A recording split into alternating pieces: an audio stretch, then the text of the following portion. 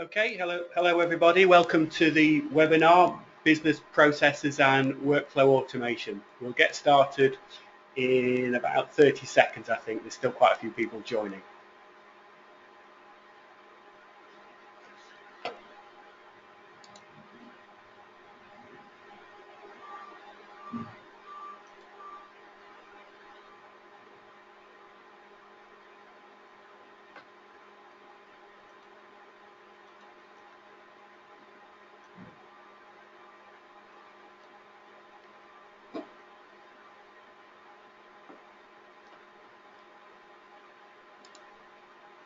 Okay, so who are we?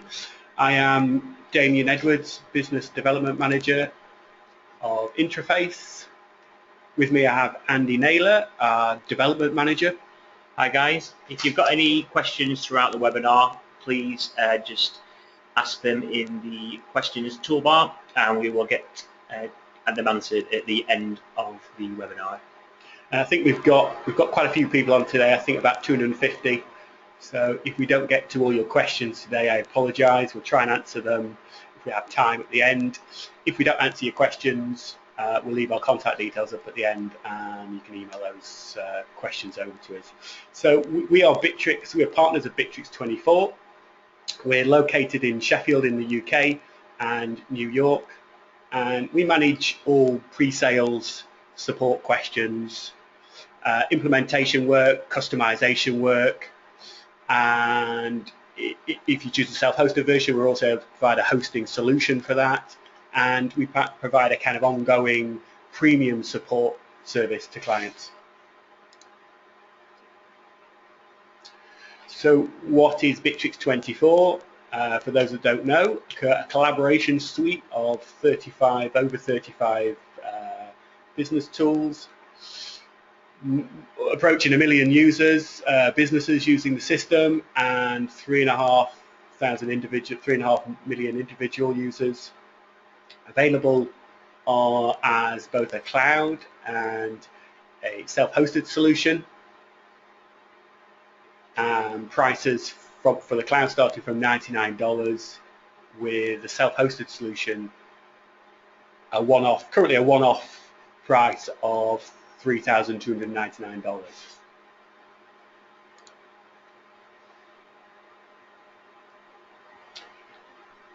So what are business processes? The business process module within Bitrix24 allows organizations to execute and monitor workflows on objects such as documents, CRM items like leads and deals, tasks, and HR items such as leave request and expenses. Bitrix includes a very advanced tool, editor tool with simple action blocks from which processes can be constructed. There's essentially two types of business process, sequential and state-driven, and Andy will show you what both of these look like. Okay, yeah, so if we go into our Bitrix environment and look at the first example. So this is a sequential business process. A sequential business process performs a series of consecutive actions on an item from a predefined start point to a predefined end point. So, for example, on this sequential business process here, when a business process is triggered, it triggers from the start and then it flows down the branch, performs any tasks that you've brought in through an action block. For example, on this case, it's an email message, and then it flows straight through as long as it meets the criteria, and it ends at the end point, and that's when the business process will terminate. So that's a sequential business process. Now if we look into a status-driven business process, now a state-driven business process does not have a start and end point. It has a series of statuses. So each one of these statuses can trigger a child process. So the example that we're looking at on the screen at the moment is an example for a document. So if you look at this, it's got a status of approval, and then if we click into here, you can see that a sequential business process is inside that state. Okay.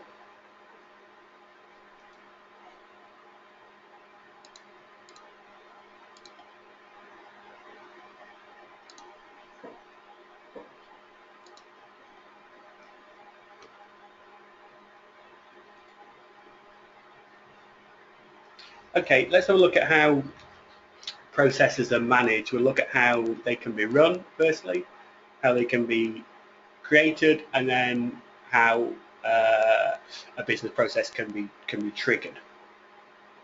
So where can we run business processes? On the cloud, we can run them on HR and admin modules, so requesting leads, submitting expenses, that type of process. Within the CRM, so most CRM modules, including leads, deals, contacts and companies, we can run them on documents, very common use, and we can run them on the lists module as well. On the self-hosted, we're able to run them on additional modules. Essentially, we can run them on any entity within the system, so that would include things like tasks, user profiles. So I think we recently created a process on a user profile that created a notification, I think, when a profile field was edited. Yeah, that's correct. Yeah. So the self-hosted version, you do have access to all the source code, which does give you a little bit more flexibility on where you can trigger these business processes off. So recently we had a client request a business process to be run when a user edited their user profile. So what that basically did, when the user edited their profile, clicked on save, that triggered a business process off to notify one of the employees that somebody had edited their user profile. Okay, great. So let's have a look at a couple of these areas on the site. Okay, so referring back to the Bitrix site, the HR and admin tools are commonly processed on the activity stream. So we can click on processes, and then these are, except for new projects, these are the standard configuration of business processes that come with Bitrix, and this is where you can run these processes. So for example, if I click on leave approval, we will touch upon leave approval a little bit more in detail a little later on in the webinar. But as you can see, the user can fill in these required fields, press send, and that will trigger a business process off. Okay. So another key area for business processes, as Damien mentioned, is the CRM module. So these are available in contacts, companies, deals, and leads. So if we look in a company, scroll down to a company. Now you can see that there is a business processes tab. Now this business process tab does appear, like I say, in each of the modules specified. And if you click on business processes and then click on run, you can see one of the business processes here. And now this is a business process that does have a series of parameters. You can see here that you can select an employee, and you can have different fields such as files or calendar events. So we're creating a project for this company, presumably. We've won an order, and now we want to create a job or a project for this company. That's it, yeah. And you can specify these fields within the business process, and this is where you would run this business process for this company. Okay. Okay, and then if we go into one of the document drives, so I've gone into a work group here and clicked on this document drive. Now, one of the main importance for the document drives is that business processes are enabled. So all you need to do is click on Configure Business Processes, and you can see here that this must be ticked. So once this is ticked, then you will be able to see that this business process link does appear in the menu. So if you click on here, again, you can see the standard business processes that appear. in a standard Bitrix configuration. So these are shipped with the product. These are the standard processors. We haven't created any custom ones here. These are the standard ones that you all have available on the cloud or on the self-hosted. Yeah, and if you did want to create them here, then this is where you would click on create. Okay. So to run a business process in a document drive, it's basically, if you go into find a file, and then you can see here, you click on business processes. You can see here the list of business processes to run. So if, for example, if we clicked on two-stage approval,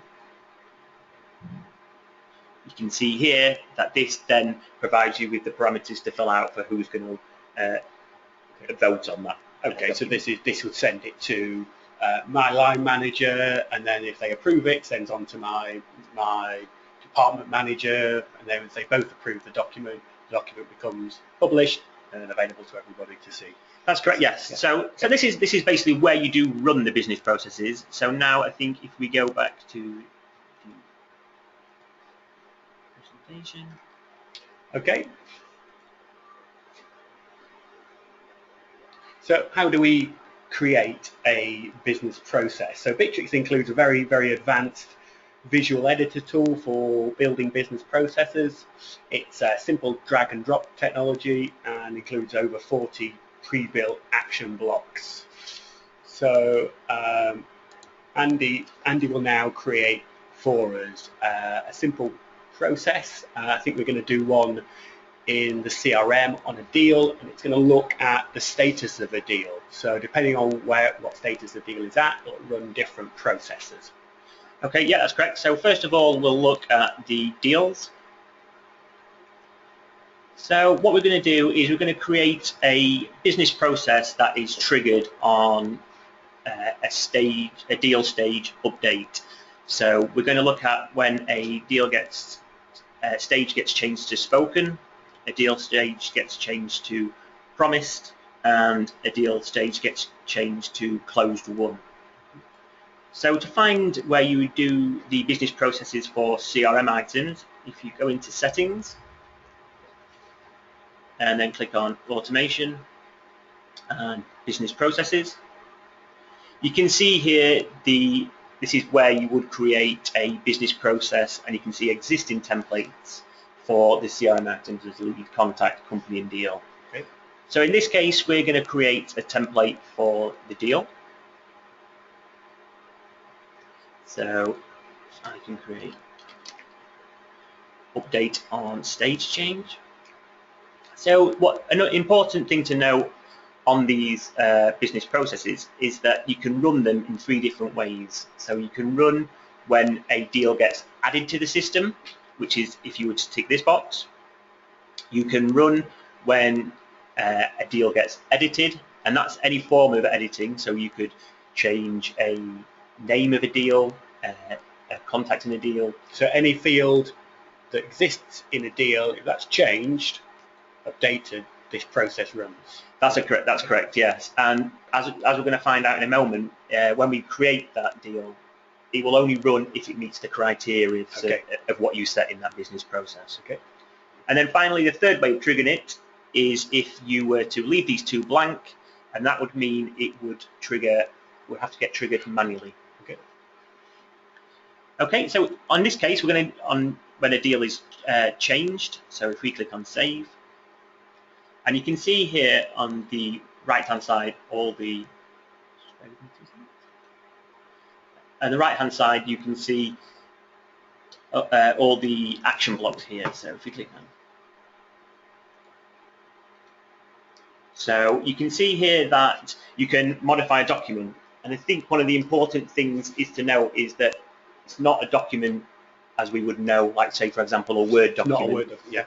Okay, so it's like it's an item within the system, which could be a lead or a deal, or it could be a task or a work group or something like that. It's not a document as a Word document. Yeah, that's exactly it. Yeah. So in this case, what we're going to do is we are going to check for the deal stages. So we just need to look at constructions, and I'm going to bring in a condition to this. So what a condition does is basically look at certain criteria that you set in each branch, and then once each branch has passed that criteria, it will continue with the action blocks below that branch. Okay. So we can check on this if we click on. So we were going to look at the spoken stage. So we can see here that all we need to do is find the stage in a deal, and once it's equal to spoken, we can click on save, and then we will create another one. So we're going to create three branches, spoken, promised, and won, which represent the 3 different stages of the deal. And you can see that here that we can select from that drop down any of the fields that exist within the deal. And as we say, in this instance, we're using the deal stage. Fairly common, a fairly common process you might run on a deal. Fairly simple process as well. I think it's a fairly simple process that most users can create themselves. It's not a standard process that exists. You should be able to create this yourself with a bit of help and documentation. Obviously, partners are available to help you create these sort of processes if you need that sort of help. Okay, so what we've done here is we've already got some action blocks defined to just show you how it would work. So if we can move these into here. So on this first branch, the first block is going to wait 7 days, and then we're going to book in a phone call. So essentially, we're booking a phone call for a sales guy to make a follow-up to the inquiry. So that's at the early stages of the deal. Later on in the deal, as it becomes promised, as we're expecting to potentially win the business, down the middle there we create a credit check, and there's a process to feed back from an accounts department as to whether this company is good for credit or not, so we know whether we can take it forward. And then when we win the deal, below the one branch there, we've got an email notification and a system notification. So we'd get a pop-up notification within the system to say that, as a sales manager, I'd get a pop-up notification say that one of my guys has won a deal, and I'd also receive a notification. So if I'm out on the road, I receive a notification as well. So it's quite a fairly simple process, I think. But it is, yeah. It's quite common, very useful process.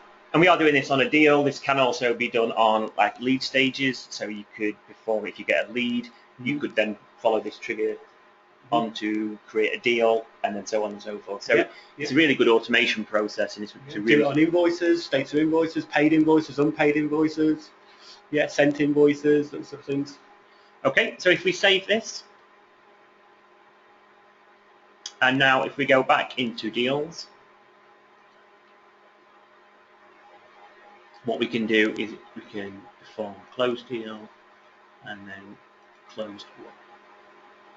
So that should now trigger the business process, and you can see here that your team has a new sale. So that was the 3rd branch of the business process we've just set up, and it would have sent an email to the responsible person, and then the notification to that person as well. Okay, very good, thank you.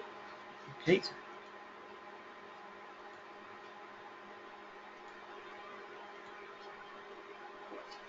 So we've looked at where business processes can be created. We looked at how, indeed, you create a business process using the editor tool. So thirdly, really, we need to look at how those business processes can be triggered. So we did touch on it in that example. They can be triggered on creation, i.e. when a new item's created, when a new deal's created, when a new document's created, etc. They can be triggered on update, so when one of those items has been changed in any respect, that can trigger a piece of process to run. It can, of course, be run manually as well. We looked at HR processes like booking leave, and they run in the stream, and that's run manually when a form is completed and submitted. Similarly, we can run processes manually on companies in the CRM, and we can run a manual process on a document to get approval or feedback on a document. In addition to that, on the self-hosted, we can introduce an external trigger. So only available on the self-hosted, we could trigger a business process from an incoming email or something like an API call as well. So I think we're going to have a look at now that external triggering. So Andy's going to show us how an email such as support@yourdomain.com can run a business process to create a help desk ticket within the system. So this is only available on the self-hosted, but I think it's really useful to see. Yeah, so as you'll notice, if you have been using the cloud or are using the cloud, that you might notice that this top panel here you will have not seen before. Now this top panel is on the self-hosted, and it does offer you quite a lot more flexibility in what you can do onto the system. So you can see here that this is the control panel, and this is where you can control quite a lot of the features on the site. So in terms of creating these email triggers to trigger business processes, we can click in a mailbox, and in this case, like Damien said, you have a support@intreface.com, so any email that gets sent into this address will trigger a rule. So if you look at this, so you can see here that we've got a rule set up that any email that gets sent to support@intreface.com will create a help desk ticket. And I think it's quite important to note that the help desk is only available on the self-hosted platform. Yeah, sure. Also, I think it's worth mentioning that regarding self-hosted, it is actually possible for partners. So it's a self-hosted product, so you can host it in-house, but it is actually possible for partners to be able to provide hosting solutions. So if you want to move on to this platform from the cloud, it's possible to do that and get it delivered to you as a sort of private cloud instance, essentially. So you don't have to look after that hosting site yourself. Yeah, and just to touch back on this email trigger, you can actually trigger a whole new set of rules on the email. So we could actually perform, if an email gets received to any particular email that you require, it can create a activity stream post, it could create a lead, it could create a deal, and so on and so forth. So like I say, you have got quite a lot of functionality within self-hosted. So you could actually create a series of email accounts that can run different roles and create different processes. Yeah. Okay, yeah.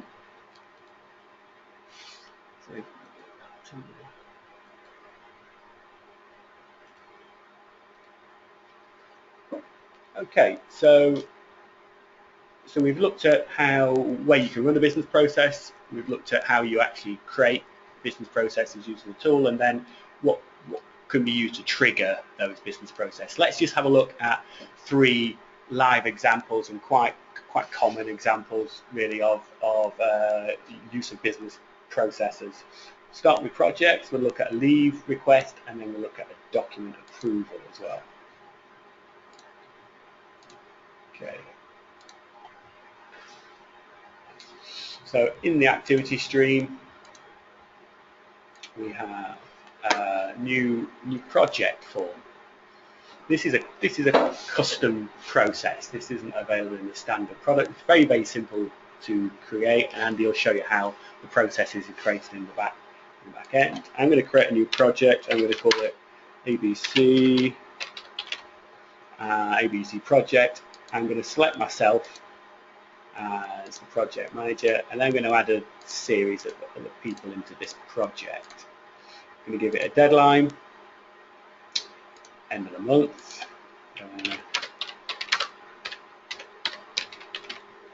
and we'll give it some content, and then we can add things like files. So as I say, this form's a custom form. You can add any number of fields you want to this form. I submit it, and because I've created this project, and I created the project, and I set myself as the project manager, it's myself that receives the notification. So I can see in my assignments here, I've created the project, I've assigned it to myself, and it's asking for me to approve the project. So before the process can run, I need to approve this. The notification, say that it's been approved up there. And if I go into my work groups now, see the project I've created. And if we click into the project,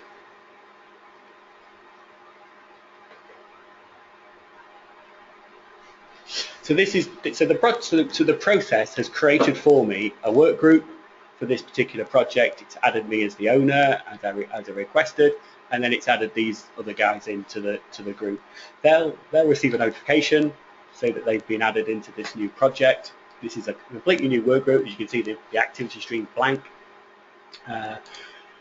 What the process has done is added a couple of tasks into the project, and those could be assigned to any user within the project.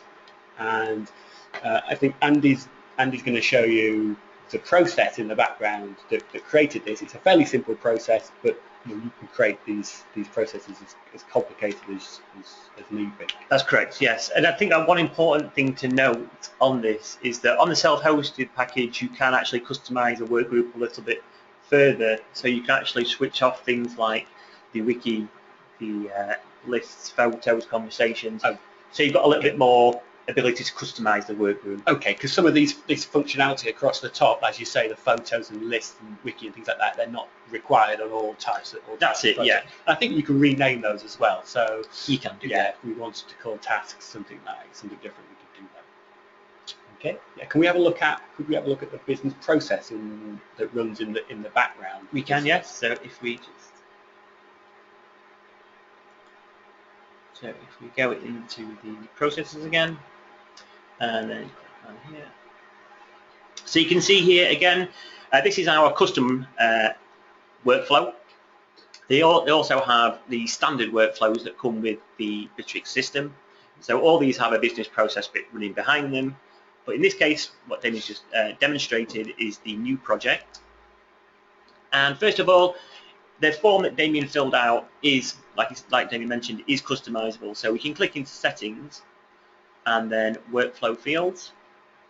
And you can see here the ability to add your own fields. So you can see here that these are the ones that Damien filled out. You can add as many as you like or as little as you like.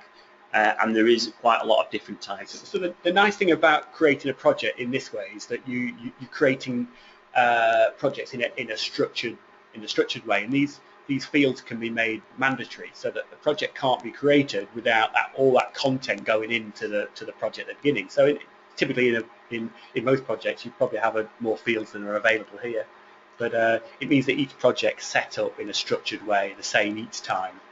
And the good thing about all these fields is that all these fields will pass into the business process.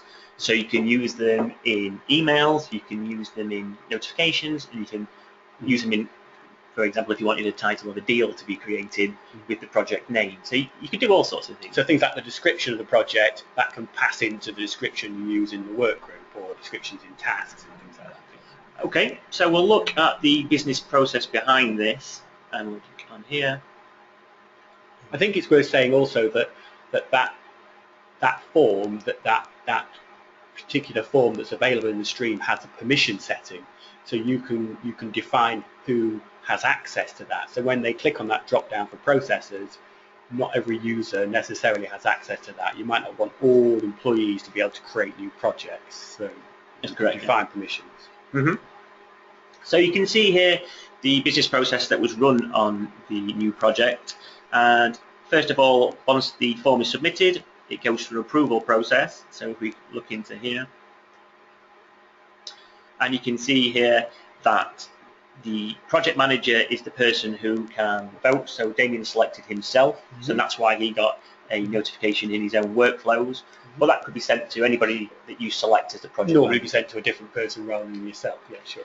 And as I mentioned before, if you would like the form elements to be included into a business process, it is simply a case of clicking on these three lines, and you can see here these are the fields that are created. So as Damien said, you could include the description. Are these the fields from the form that I filled out?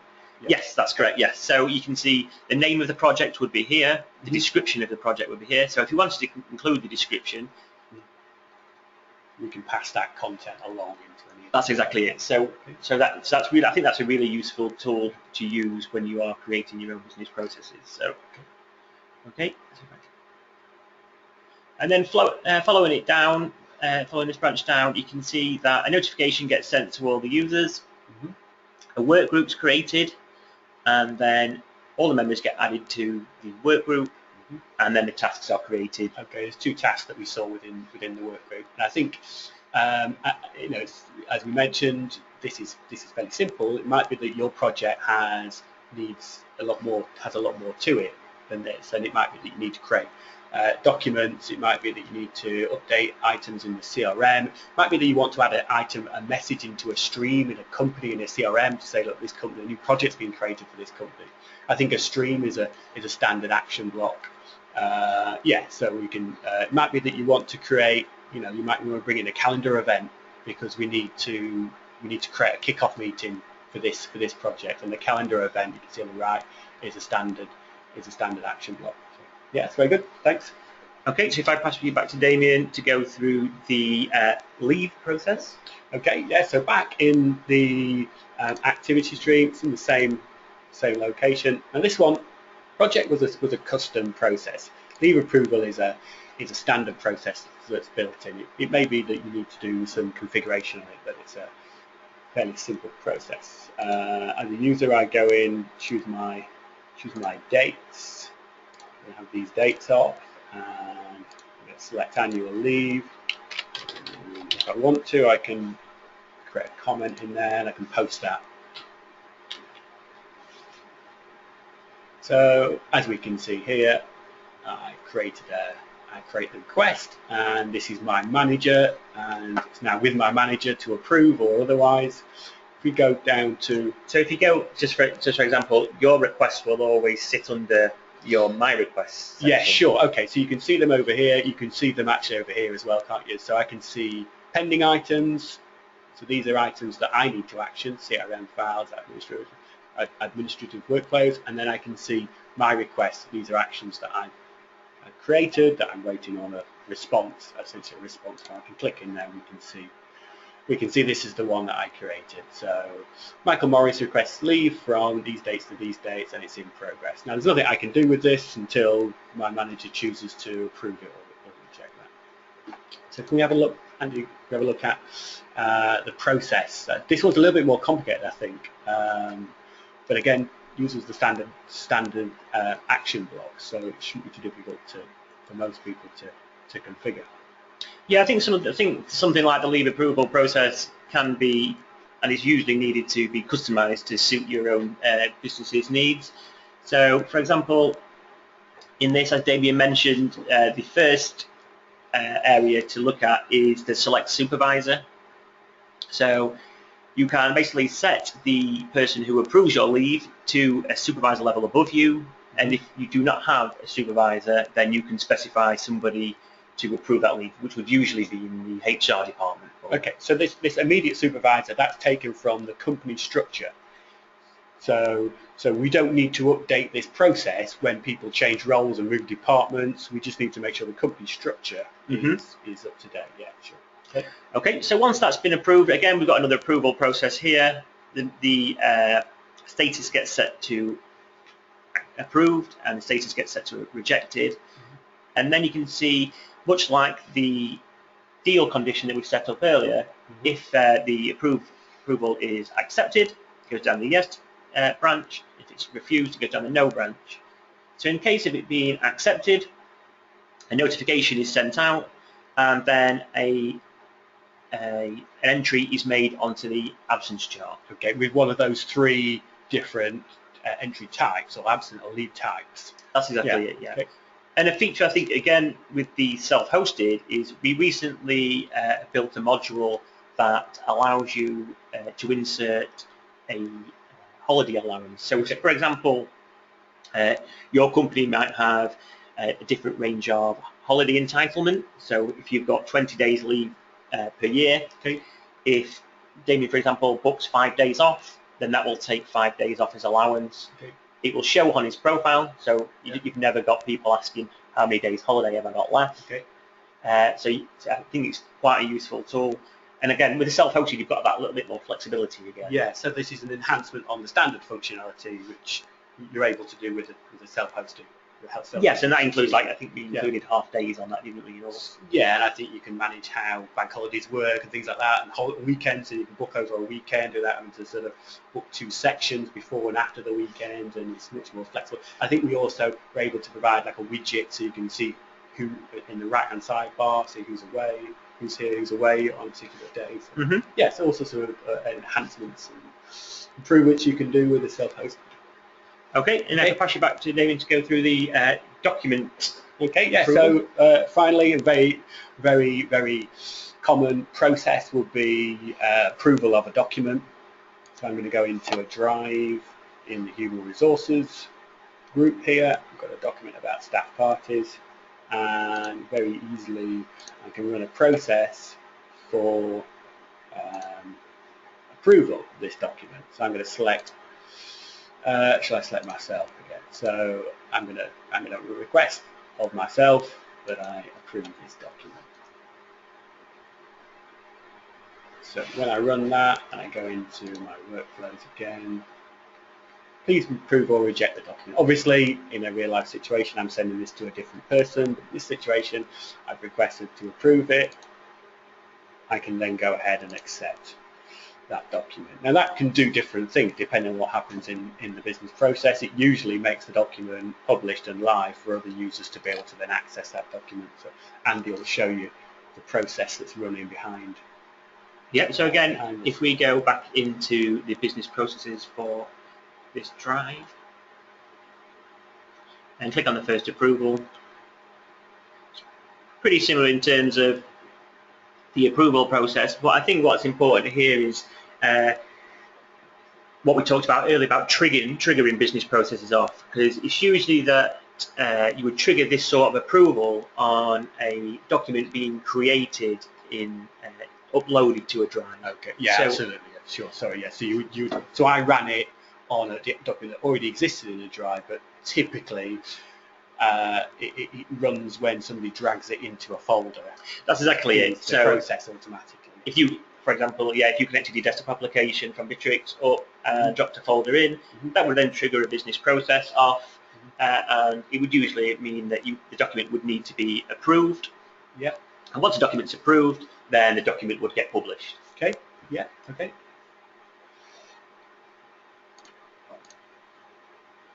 Okay, so that's I think 3 quite common examples of processes that give you something to think about. I think we can just look at, to start to finish up, what the difference between cloud and self-hosted is. There is some differences about what you're able to do.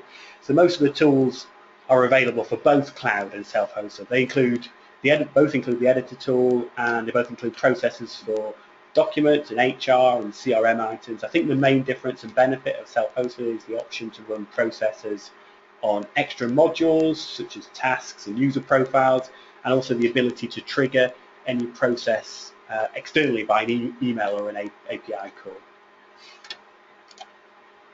So in summary, business processes can be run on a number of items, including docs, documents, CRM items, HR and lists. Bitrix24 includes a very good, simple drag and drop workflow creator, and business processes can be triggered either manually. They can be run in an automatic sense based on the condition of an item, and with self-hosted solution, they can be triggered by an email or an API call. So we've got some links. Prices there for self-hosted and cloud. Got a lot of documentation in there, particularly documentation on business processes. Yeah, there's quite a few tutorials on the help desk for the business processes for you to get a clear understanding of how they all work. Yeah, partners obviously can help you with training on this as well, and a lot of videos on YouTube give you an overview of some of the other processes that are available. So that's it. There's our contact details. If you've got any questions about sales or technical questions, you can contact either myself or Andy really on the email address or telephone numbers there. Let's see, I think we should probably got some questions. Let's see if we've got some questions. So we've got a little bit of time left, and we'll see if we can answer some of these.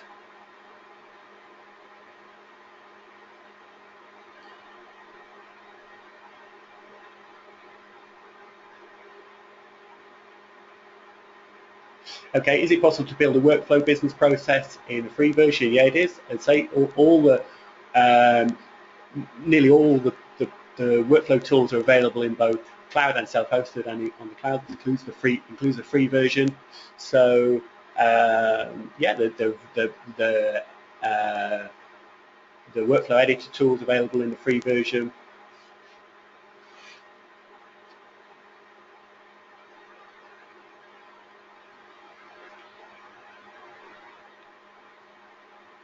Yeah, I think the one of the questions is, does the self-hosted version include the cloud options? Yes, all the cloud options are available in the self-hosted. It's just that the self-hosted does have a few more advanced functionality to it.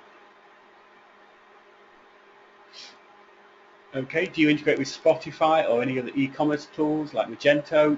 We don't have built-in connectors with those e-commerce tools, but that would be a common integration that we would do for particularly with the self-hosted solution. So yeah, so for example, on this case, we could, for example, if every order that comes through on your Magento platform, you could insert as a deal, and then you could report on those deals within Bitrix.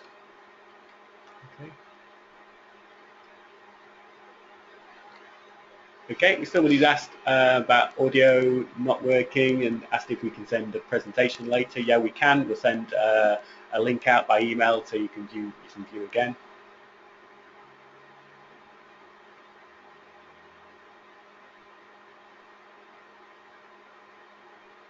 If you don't see the workflow functionality,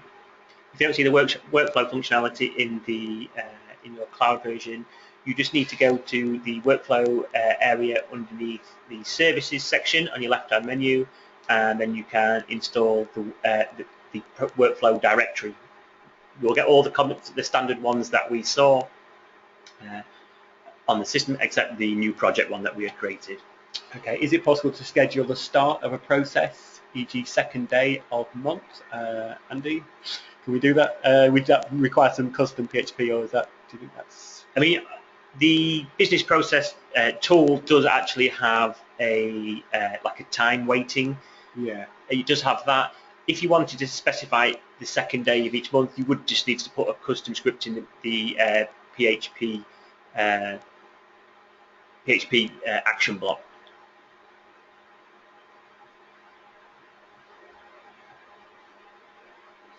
Okay. Are we sure that an email sent automatically by Bitrix24 is not detected by spam?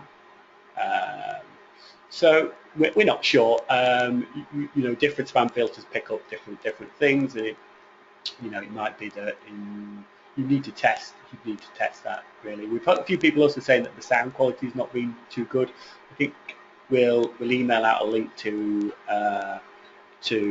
a recording, so you can watch back later on. Hopefully it sounds better on the recording. We've also had quite a few people ask about if there is a Zapier integration. Currently on Zapier there isn't a Bitrix24 integration, but we can use the other tools for the self-hosted, for example. I think it might be available or becoming available. I think it might already be available now or coming available very soon. So maybe stand by.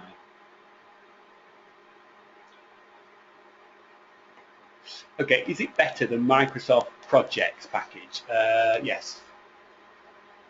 It depends really. I think it depends what you want to do. I think Bitrix includes a whole range of tools that are not available on Microsoft Projects. So there's a lot more functionality in Bitrix than there is in Microsoft Projects. If you want to run very complicated projects. There might be some functionality in Microsoft projects that does what you need it to do. So it would depend on the particular situation whether it's better or not better. There's a lot of other tools outside of the sort of projects area that are available, standard within Bitrix for managing sales and documents and HR, etc. So it's an all-round tool that can manage a whole series of areas of your business.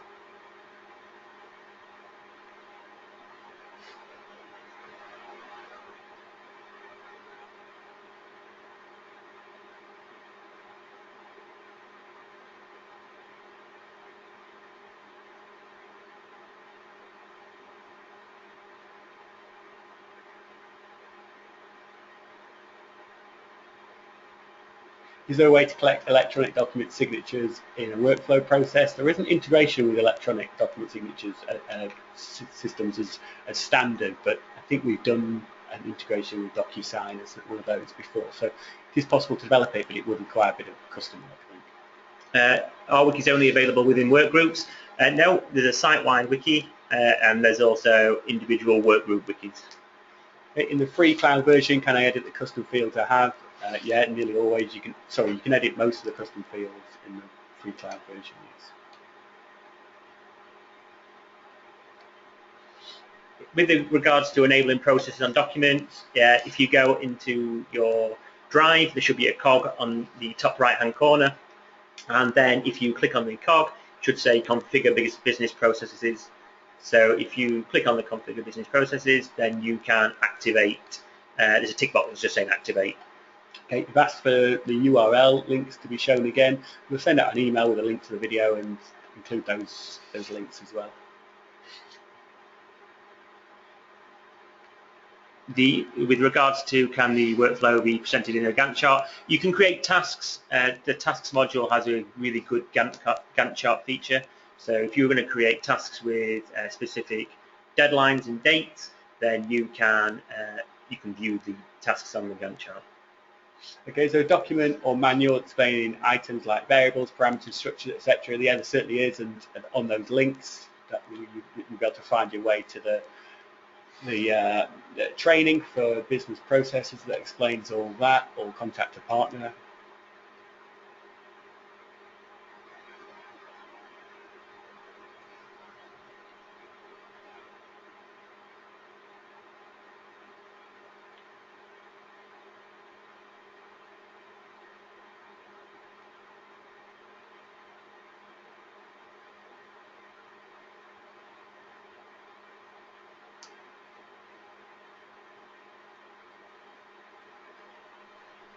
When a document is published, where is it stored? It's usually stored in the place where, say if you're triggering a business process off in a particular drive, that document will get published in the particular drive that it's been uploaded to.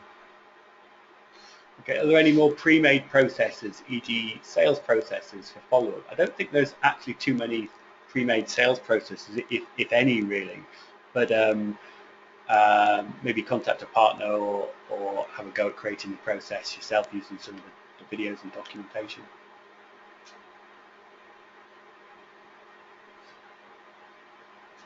Can this tool accommodate bill of materials? I'm sure it can.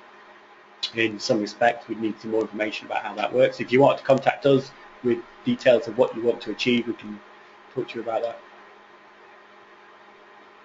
Is timesheets and time tracking available on the free plan? No, I don't think it is.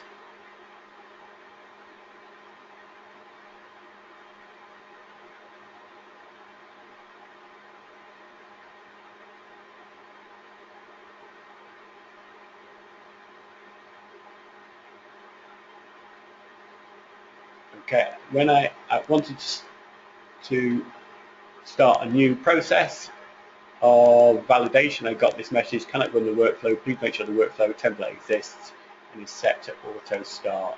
I think, don't know more, you've got a bit more details on that. You could contact support maybe, or contact us with more details and we can try and answer that. Can the workflow start sub-processes?